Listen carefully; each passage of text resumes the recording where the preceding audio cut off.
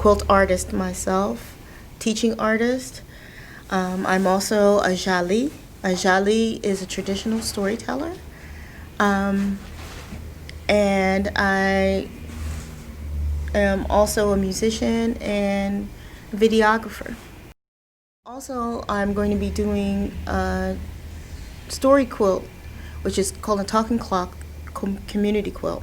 We're going to be going to 12 businesses that are along the Olney business district and highlighting them on a community quilt that will travel throughout not only hopefully the Olney area but also throughout Philadelphia, telling them about those businesses and how the businesses came to be, along with working with young people to collect the stories of those folks who started businesses, the new ones and have readily established businesses, to tell how we as members of the cultural community or members of the community of Olney can support these businesses.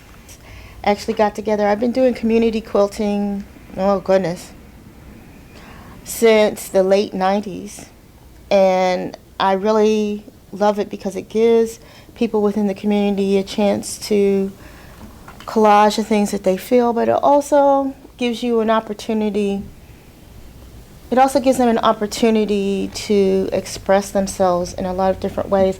I love this because you can see here's some really beautiful ones. Cheney, you have people who were from different places, and I really treasure this quilt. I like to collect quilts as well as have my own. This fabric story is from a restaurant called P&B Breakfast. Sam and his parents actually started the place as a bakery, and they passed on the place to him when they retired, and he turned it into a breakfast shop. But the reason why it doesn't have food on it and things like that, because with Sam's story, even though food is a big part of it, it's not everything in it. There's their love for their home in Korea. They brought that love here to Philadelphia and rebuilt it and built up a business that they could pass on to their son. And all these beautiful patterns are reflective of Mrs. Kim's love of gardening and the beautiful things in Korea. I love this quilt square. This square, on the other hand, is from the Quintessa shop.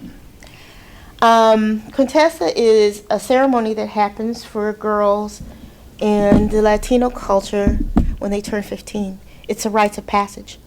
Rites of passage is very close to my heart because I'm a rites of passage facilitator.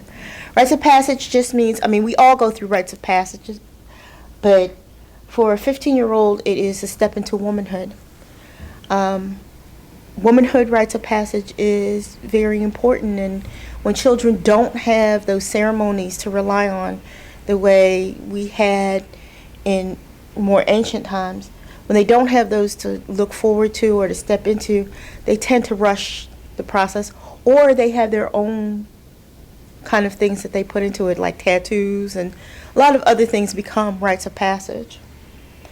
But like I said, I thought about the colors and stuff that they use in the dresses in the shop. They use a lot of pink and purple and yellow and lacy and girly things.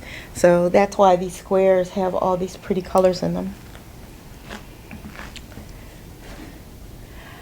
This square, which I'm really proud of, is for the Embrace Project. It's for the Olney Cultural Lab. These are all the Olney Cultural Lab's colors. But what I liked best about this fabric is you can tell that the dots, the lines, the squares, everything is different sizes. Well, that's kind of how Olney is. Olney is not just one thing. It's made up of so many different peoples and cultures and traditions.